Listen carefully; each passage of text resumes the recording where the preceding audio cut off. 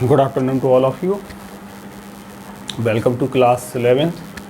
We have discussed in the previous lecture about chapter laws of motion. ठीक है, और उसमें हमने डिस्कस किया था पिछले टर्म पर about Newton second law of motion. एक बार फिर से देखें, Newton second law of motion हम लोग उसमें एस्टेब्लिश किए थे that applied external unbalance force F equal to the rate of change of momentum. Okay, F equal to delta P upon delta T, or F equal to, if time interval is very small, delta T tends to 0, then we take in F equal to dP upon dt. This is your Newton's second law of motion. इसके बाद एक और important point था जो हम discuss करे थे, impulse. Okay, about impulse, and we have know that I equal to impulse equal to when large force is applied for very small time interval, right? Or I equal to F into dt or delta t. This is your impulse. ठीक, impulsive force when large force is applied for very small time interval, and it is vector quantity, so be applied here notation of vector. ठीक, unit is Newton into second. ये हम सब discuss कर चुके हैं, right? पिछले lecture में ये सब डिस्कस कर चुके हैं. इसी के बाद हमने तुम्हें बताया था दूसरा एक point about impulse momentum theorem. And impulse momentum theorem via Newton second law of motion, F equal to dP upon dt. ठीक है, सो क्रॉस मल्टीप्लाई जब हम कर देते हैं यहाँ पर, तब देखते हैं F into dt, this is equal to dP. मतलब क्या है? मतलब यहाँ पर ये है कि this becomes your impulse and this is equal to change in momentum. means impulse equal to change in momentum. Okay, ये हम सब डिस्कस कर चुके थे. और इम्पल्स के बाद हमने तुमको बताया था कि इसके बाद इस पर आधारित बेस हम पढ़ेंगे Newton's third law of motion, right? So आज हम देखते हैं about Newton's third law of motion, right? Okay. So what is Newton's third law of motion? ठीक है, आज ये टॉपिक में Newton's third law of motion और कॉलिजन केस जो है वो कंप्लीट हो जाएगा. ठीक है, अगले टर्म पर हम इसका नेक्स्ट पोर्शन करेंगे circular motion. Now Newton's third law of motion देखें जरा. न्यूटन्स थर्ड लॉ क्या है? सभी को मालूम है ना, बहुत प्राइमरी क्लासों से हम सुनते आ रहे हैं, है ना, every action has equal and opposite reaction. ठीक है, उसी पर बेस है Newton's third law of motion. ठीक, देखें ज़रा, और वेराइटी ऑफ एग्जाम्पल यहाँ पर हैं. Variety of example in regarding Newton's third law of motion are here. For example, अगर किसी सरफेस पर, है ना, अगर किसी सरफेस पर कोई बॉडी रखी है ना, और बॉडी का मास अगर m है, ठीक है, कुछ अच्छे एग्जाम्पल हम यहाँ पर लें समझने के लिए, और मान करके चलो कि इस बॉडी का मास m है, right? Then what is the weight by which it presses the surface? Weight is W equal to m into G, है ना. और बेसिक हमको मालूम है कि बॉडी का वेट क्या होता है. Actual one types of force, gravitational force acting downward and equal to mass into acceleration, और here acceleration is acceleration due to gravity. So this is the formula for weight. ये होता है W equal to mg, हम जानते हैं. अच्छा, जब ये बॉडी अपने मास और वेट की वजह से, अपने वेट की वजह से इस सरफेस को डाउनवर्ड फोर्स लगा कर के प्रेस कर रही है, यानी this is actually one types of force, तो यहाँ पर भी एक opposite, equal and opposite force काम करता है, right? Equal and opposite force काम करेगा. दैट इज कॉल्ड, अगर हम इसको R से डिनोट करें तो that is called reaction force. यानी ये सरफेस जो है ये भी इस बॉडी पर ऊपर की ओर एक अपोजिट फोर्स लगाएगा, जिसको हम क्या बोलते हैं? रिएक्शनरी फोर्स, है ना. और यहाँ पर R क्या है तुम्हारा? Reaction force. यानी अगर हम यहाँ पर बॉडी के वेट को एक्शन बोलते हैं, है ना, तो सरफेस भी बॉडी पर ऊपर की एक फोर्स लगा रहा है, जिसको हमने क्या कहा? Reaction force R. और ये दोनों फोर्स जानते हैं हम, ये दोनों force they are equal in magnitude, यानी R इक्वल टू क्या होता है? W. ठीक है, बहुत से example Newton's third law of motion के हैं। सपोज करो कि टू बॉडीज़, एक दूसरा एग्जाम्पल देखते हैं हम, ठीक है, दूसरा एग्जाम्पल देखते हैं। ओके, आ गया ना ये दोनों फोर्स कैसे हैं मैग्नीट्यूड में इक्वल, एक एक्शन है, दूसरा क्या कहा हमने, रिएक्शन है। ऐसा जरूरी नहीं है, अभी देखो निकलेगा, इसको हमने एक्शन कहा तो इसको रिएक्शन कहा है, ठीक है, इसको अगर हम एक्शन कहते हैं तो then it will becomes reaction. एक सेकंड एग्जांपल हम देखें, suppose these are two bodies, okay, थोड़ा सा दूर है ये, इनको थोड़ा सा नज़दीक करें। Suppose these are two bodies and they collide to each other, right. एक मिनट को हटा देते हैं फिर से। सपोज करें कि two bodies are collide to each other, right. ये बॉडी ए है और ये बॉडी बी है। जब टू बॉडीज एक दूसरे से कोलाइड करेंगी और एक दूसरे के कांटेक्ट में आएंगी, then they exert force on each other. Suppose करें ए बॉडी बी बॉडी पर फोर्स लगा रहा है F B A, right. Then equal and opposite force is also acting by body B on body A, right. This is F A B and these two forces at the point of contact FAB equal to FBA, है ना। और अगर vectorially हम इनको represent करेंगे then be place here negative sign also, ठीक है, okay. This है यानी in the contact of two bodies two forces are acting on the body. This is the example we have taken of collision, good example, and this is the example on placing of a body on the surface, ठीक। and in these two examples we follow that the conclusion is the two forces are acting on mutual contact। one forces, अगर हम इस force को क्या कहें action, then it will become reaction, ठीक है। हम इन सभी एग्जाम्पलों से, ऐसे डेली लाइफ में और भी बहुत से एग्जाम्पल हैं, है ना। एक बॉडी का फॉल डाउन होना भी, है ना, उसमें भी न्यूटन्स थर्ड लॉ है, ठीक है। यानी Newton's third law of motion क्या आया कि every action there is equal and opposite reaction.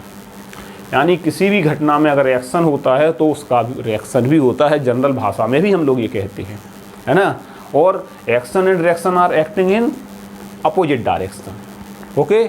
So when we take in the vector notation, we place negative sign, which means negative direction. Okay, ये होता है, ठीक। So what is the statement of Newton's third law of motion? To every action there is an equal and opposite reaction, है ना। इसको हम इस तरीके से लिख सकते हैं यहाँ पर, ठीक है। इनको नोट कर लें, बहुत अच्छे एग्जाम्पल्स ये हैं। मतलब हम क्या लिखेंगे इसको, टू स्टेटमेंट क्या होगा इसका, to every action there is an equal and opposite reaction, right. To every action there is an equal and opposite reaction. Suppose action is FAB, है ना, देन रिएक्शन इज FBA, ठीक है। और 1 2 भी ले सकते हैं, बॉडी 1 and 2, नो प्रॉब्लम, ठीक। अब इसके कुछ इंपॉर्टेंट फीचर्स सुने, है ना, इसकी कुछ इंपॉर्टेंट विशेषताएं सुने, जहाँ न्यूटन्स थर्ड लॉ में जो थोड़ा सा हमें देखना पड़ेगा बारीकी से यहाँ पर कि क्या है, देखना।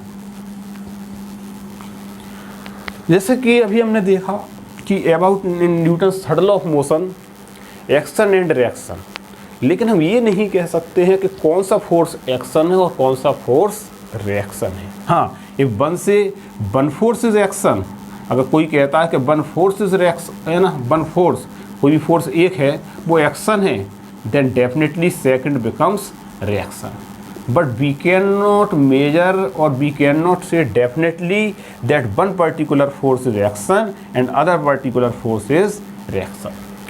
Absolutely we cannot say. If one can say this force is action, ठीक है, then it will become reaction, है ना। यानी अगर कोई इस फोर्स को एक्शन कहता है तो इसको हम क्या कहेंगे फिर, reaction. But definitely we can not say that a force is one is action and other is reaction, absolutely, right. Number 1 point. Second point देखें, in Newton's third law of motion when two bodies comes in contact and action and reaction are taken place, these forces are always taken place, are always acting in pairs, okay। इसमें तो कोई बात है ही नहीं, है ना, कि ये फोर्सेस काहे में लगेंगे, हमेशा पेयर्स में होंगे। दे ऑलवेज है ना form pairs. Third point is when two bodies are comes in contact, these two forces action and action are taken for same instant। याद रखना, बहुत इंपॉर्टेंट पॉइंट है ये कि दोनों फोर्स सेम इंस्टेंट, यानी सेम इंस्टेंट का मीन्स सेम टाइम के लिए लगेंगे, है ना। ऐसा नहीं है कि उनमें क्या है, कोई भी इंटरवल होगा कि पहले एक्शन जनरेट हो, क्रिएट हो, फिर उसके बाद में रिएक्शन, है ना। उनके बीच में there is no gap of time for the same instant. जैसे ही बॉडी के कांटेक्ट पर एक्शन होगा उसका रिएक्शन फोर्स भी क्रिएट हो जाएगा, ठीक है। Means action and reaction forces are taken in for same instant of time for same duration. Same duration के लिए दोनों लगेंगे, दोनों हमेशा पेयर्स में लगेंगे, है ना। हम कभी भी ये नहीं कह सकते हैं कि कौन सा फोर्स एक्शन है और कौन सा फोर्स रिएक्शन है। और लास्ट पॉइंट कि action and reaction are acting on two different bodies, ये भी सही बात है, इसमें भी कोई है ना डाउट नहीं है कि दे आर एक्टिंग, है ना, acting, action and reaction are acting on two different bodies, on two different body, है ना। एक फोर्स अगर ए बॉडी पर लग रहा था तो दूसरा फोर्स किस पर लग रहा है, सेकंड बॉडीज पर लग रहा है, ऑन टू डिफरेंट बॉडीज, ठीक। तो these are the some point about Newton's third law of motion, ठीक है। हम लोग छोटे क्लासों में बहुत सिंपल तरीके से पढ़ते हैं कि what is Newton's third law of motion, every action there is equal and opposite reaction, but these are some salient features, है ना, about Newton's third law of motion, right. अब Newton's third law of motion को के base पर हम एक theorem, है ना, प्रूव कर लेते हैं, law of conservation of momentum. देखें,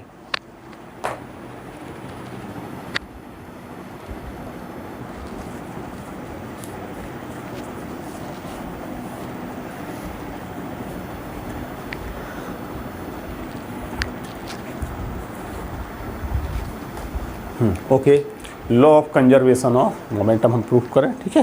एक मिनट, देखें क्या बहुत अच्छा ये पोर्शन है मैकेनिक्स का, है ना, मैथमेटिकल फिजिक्स एंड, है ना, न्यूटोनियन मैकेनिक्स जो है उसके ये बहुत इंपॉर्टेंट पोर्शन होते हैं और बहुत इसके एग्जाम्पल और केसेस बनते हैं। जब उन एग्जाम्पल और केसेस की प्रैक्टिस करते हैं ना तब ये सब चीज़ें बहुत अपने आप क्लियर हो जाती हैं। Now next heading, law of conservation, ठीक है, law of conservation of momentum, ठीक है। सभी लोग, हम लोगों में से कंजर्वेशन के बारे में बहुत, है ना, वेल नोन है, फेमिलियर हैं। कंजर्वेशन वर्ड्स का मतलब हो neither created nor be destroyed, जानते हैं हम लोग सब, okay. And different types of conservation हम जानते हैं, है ना, conservation of mass, second conservation of charge, ठीक है। इलेक्ट्रिसिटी में हम पढ़ते हैं कि किसी भी सिस्टम पर जो टोटल चार्ज होता है, किसी भी घटना में, है ना, सिस्टम का total charge is always conserved, है ना, in interaction, okay. And third first is conservation of mass, भले ही मास का डिफरेंट फॉर्म में कन्वर्ट होता रहे, हमने पढ़ा है कंजर्वेशन ऑफ एनर्जी, ठीक है। और we listen about this term, ठीक। और फोर्थ यहाँ पर हम पढ़ रहे हैं कंजर्वेशन ऑफ मोमेंटम आल्सो, ठीक है। और मोमेंटम भी हम दो तरीके का पढ़ेंगे, एक conservation of linear momentum and one is conservation of linear momentum and other is, अभी आगे जाके पढ़ेंगे, कंजर्वेशन ऑफ एंगुलर मोमेंटम। जब रोटेशनल के बारे में पढ़ेंगे, रोटेशनल मोशन, तो वहाँ पर एंगुलर मोमेंटम का भी कहें। So these are some conservations and conservation means neither created nor be destroyed but their form may be changed, their form may be altered, ठीक, but we cannot extra adding or any subtraction, यानी कोई भी loss नहीं होगा और कोई भी extra create नहीं होगा, दैट टर्म इज कंजर्वेशन, ठीक है। सो यहाँ पर हमको पढ़ना है कंजर्वेशन ऑफ मोमेंटम। ये सब नोट करते चलें कि कुछ डिफरेंट, है ना, होते हैं सिस्टम में या फेनोमेना में जो कंजर्वेशन शो करते हैं, ठीक है। नाउ अब हम यहाँ पर देखते हैं कि what is conservation of momentum. देखो हमारे पास बहुत सिंपल फॉर्म है, मैथमेटिकल फॉर्म है इसको टाइप करने का, निकालने का। कोई भी मान करके चलो कि सिस्टम है, किसी सिस्टम पर हमने कोई एक्सटर्नल फोर्स अगर अप्लाई किया तो उसके सिस्टम की जो इंटरनल पार्ट हैं उनके बीच इंटरेक्शन होना शुरू हुआ, म्यूचुअल इंटरेक्शन फोर्स लगे, वो अलग बात है, ठीक है। लेकिन हमने अगर सिस्टम पर एक्सटर्नल फोर्स लगाया एफ, ठीक, और उस सिस्टम का मोमेंटम चेंज हो गया कितना, dp upon time interval dt। So this is your Newton's, okay, Newton second law of motion. Suppose करें कि हम न्यूटन इस पर कोई भी एक्सटर्नल फोर्स काम नहीं करता है, किसी भी सिस्टम पर no external force is work, ठीक। जब सिस्टम पर एक्सटर्नल वर्क नहीं, फोर्स नहीं होगा, है ना, यानी नो एक्सटर्नल फोर्स, ठीक, यानी कोई भी एक्सटर्नल फोर्स नहीं है, यानी zero, then your dp upon dt that will be equal to zero, ठीक है। सो क्या होगा, dp upon dt equal to zero. ध्यान से देखना जरा यहाँ पर, है ना, कभी कभी हमें बहुत छोटी सी चीज़ कंफ्यूज करती है। This is your change in momentum, change of momentum is zero, और जब चेंज ऑफ मोमेंटम जीरो है टाइम के साथ, यानी dp जीरो है, इसका मतलब तुम्हारा मोमेंटम कैसा है, no change with time means conserved, ठीक है, कंजर्व्ड और कांस्टेंट। हम इसी को क्या बोल सकते हैं, constant. This is your law of conservation of momentum, इसको नोट कर लें, है ना। We easily drive law of conservation of momentum by Newton's second law. This is your Newton's second law.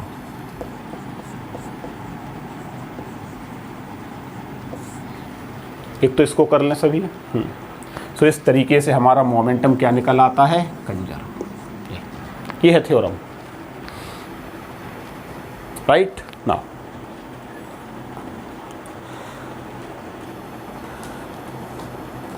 Next point देख, कंजर्वेशन ऑफ मोमेंटम को हमने यहाँ पर ड्राइव किया, एक सिस्टम लिया, होल सिस्टम लिया, होल सिस्टम पर एक्सटर्नल फोर्स जीरो, और जैसे ही एक्सटर्नल फोर्स को हमने जीरो किया, यहाँ पर टोटल मोमेंटम सिस्टम का क्या निकल आया, कंजर्व।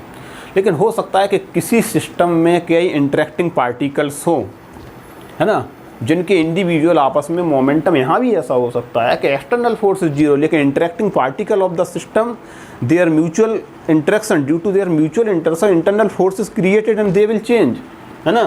तो उनका इंडिविजुअल मोमेंटम भले ही चेंज हो सिस्टम के अंदर, लेकिन whole of the system total momentum कैसा निकलता है, कंजर्व, राइट। ध्यान देना इस बात का, ठीक है। नाउ नेक्स्ट पॉइंट इज, इसी कंजर्वेशन ऑफ मोमेंटम का एक बहुत बेस्ट एग्जांपल हम यहाँ लेते हैं in case of collision of two bodies, ठीक है, जो बहुत पूछा जाता है तुम्हारे यहाँ, है ना।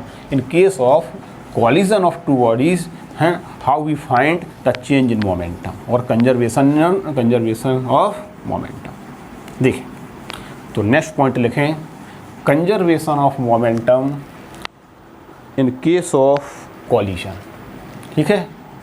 और next heading is in case of, ठीक है, हम शॉर्ट में यहाँ लिख देते हैं, in case of collision conservation of momentum, ठीक है, यहाँ पे लिख देते हैं।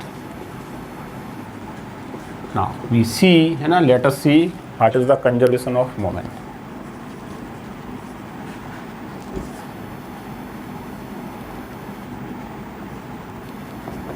हाँ देख, suppose we have two bodies, ठीक है, हमारे पास दो बॉडीज़ हैं, एक का मास m1 है and this body is moving with initial velocity u1। Vector के नोटेशन में ले लेते हैं, दिखाई दे रहा है, m1 बॉडी ना, ये body of mass m1 is moving with velocity u1, ठीक है। Suppose this body is a and second body is b and the mass of this second body is b। Body का मास कितना ले लें हम, and this body is moving with m2 and moving with velocity u2।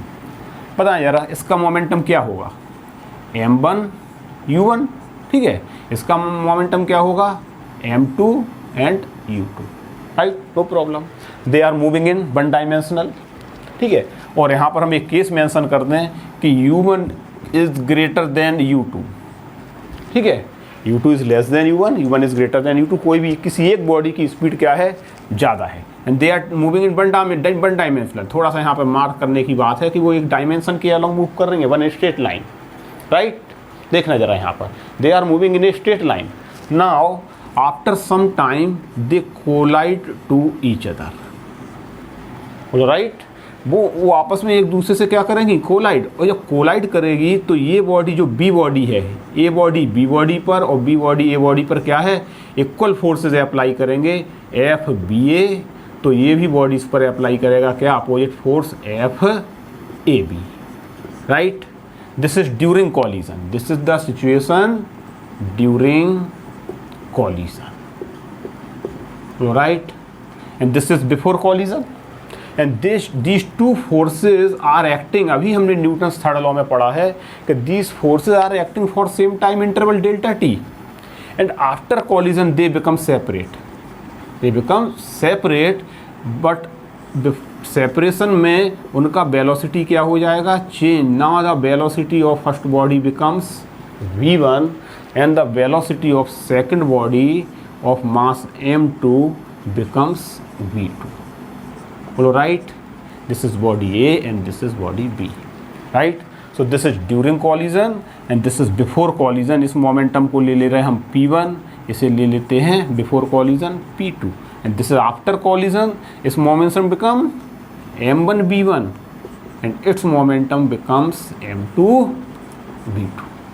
देख लें जरा, ये एक बार देख लें। This is the situation before collision, this is during collision, ठीक है, and this is after collision. इनको हम अलग अलग कर रहे हैं ना, ये अलग है ये अलग है, फोर्स, राइट, ये है, ये पोजीशन हमारे पास बन रही है। देखो जरा,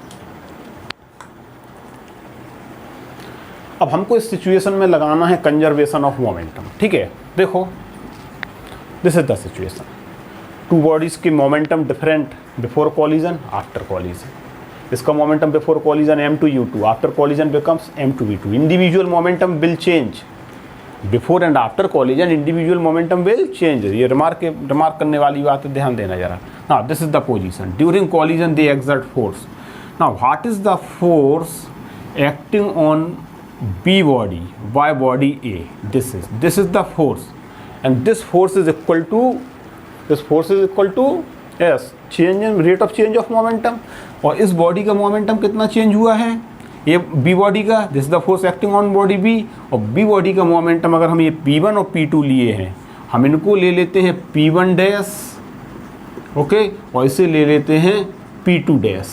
after collision their individual momentum change. So what is the change in momentum P2 dash minus P1 dash a body का, और बी बॉडी का P2 से कितना हो गया P2 डैश, और ये फोर्स किस पर है, बी बॉडी पर है, तो बी बॉडी का चेंज इन मोमेंटम कितना होगा, P2 dash minus P2, okay, and for time interval for which this force is acting here delta T. So this is the force acting on B ball, है ना, that will be equal to change in momentum, equation 1, ठीक। और bye impulse momentum theorem से करते तो यहाँ पे इसको मल्टीप्लाई भी कर सकते थे, कोई दिक्कत नहीं है, ठीक है। इसी प्रकार से what is the force acting on this ball, force acting on ball A या body A by body B F A B, and that will be equal to by Newton second law change in momentum of ball A. Change in momentum after collision momentum becomes P1 dash equal to initial momentum P1 and that will be for time interval delta t, equation 2। ये दोनों equation देख लें, ये समझ में आई है, ठीक है। और इनको और थोड़ा बेहतर है, इनको ऐसे हम ब्रैकेट में लगा देते हैं, ठीक है, ओके। इन वेक्टर नोटेशन में ही पढ़ना है। And these two forces by Newton's third law, this is the application of Newton's third law, and these two forces are equal and opposite, ठीक है। So by Newton's third law we can write, by Newton's third law, उसके बाद हम लिख सकते हैं कि Newton's third law क्या होता है वेक्टर के फॉर्म में, F A B equal to minus F B A. Now substitute the value of F A B and F B A here in Newton's third law from here. तो रखें जरा value, ठीक, देखें क्या आता है, ओके, देखते हैं,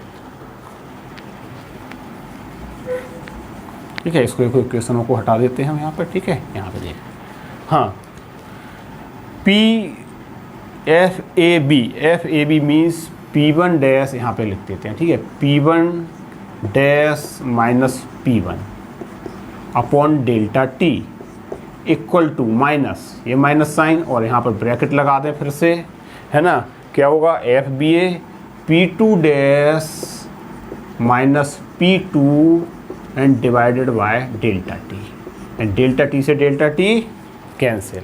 ओके, इनको हम अरेंज कर लें, माइनस से ये ब्रैकेट खोलें, ठीक है, तो क्या आएगा, अब हम यहाँ के इन स्टेप्स को हटा देते हैं, ठीक है, देखें, है ना, कोई दिक्कत नहीं है, ठीक, ओके, लिख लिया, नोट कर लिया, हाँ। So next step is delta T से delta T cancel, P1 dash minus P1 equal to, minus से ये ब्रैकेट खोल दें, माइनस P2 डैश और minus minus plus P2, this is, ठीक।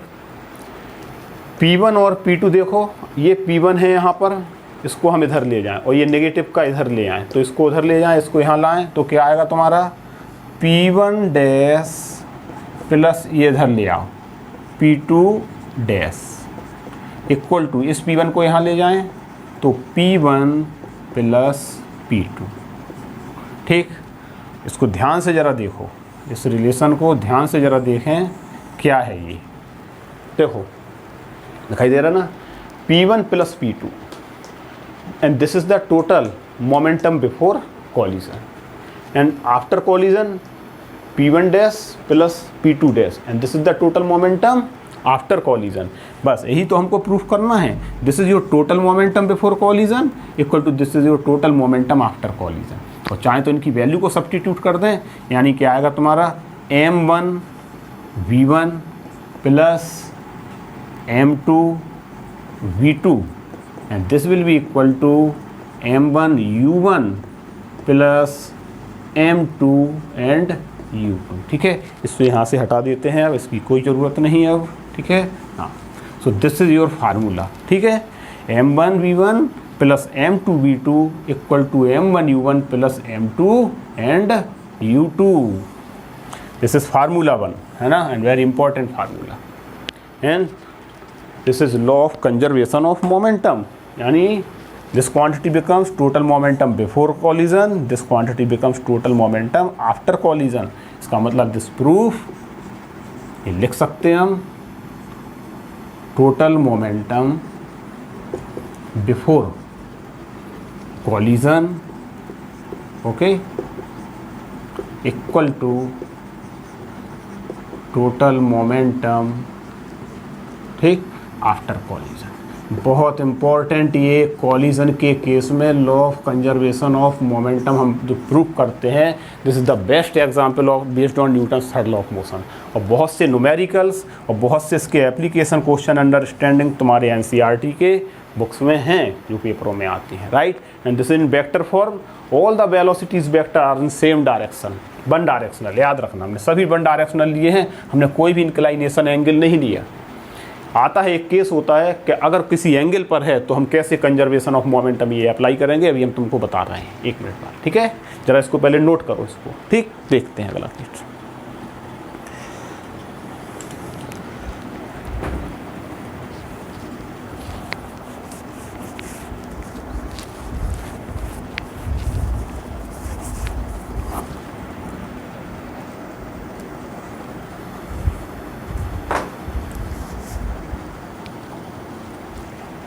ओके, हो गया ये। अब देखो अगला पॉइंट, यहाँ पर अगला पॉइंट देखते हैं, ठीक है। सपोज करें this conservation of momentum is not in one direction, ठीक, नीचे स्पेशल केस लिख लें, conservation of momentum in two dimension, ठीक है। देखते हैं, ये भी तुम्हारी किताब में है एक, है ना, इसका एक बहुत अच्छा एग्जाम्पल है, और इसी एग्जाम्पल को हम यहाँ थ्योरी के फॉर्म में करा दे रहे हैं, नोट्स के फॉर्म में, उसको बस केवल फार्मूले पर अप्लाई कराना। सपोज करें कि all the velocities vector are not in same direction, है ना, means all the momentums are not in one dimension, ठीक है।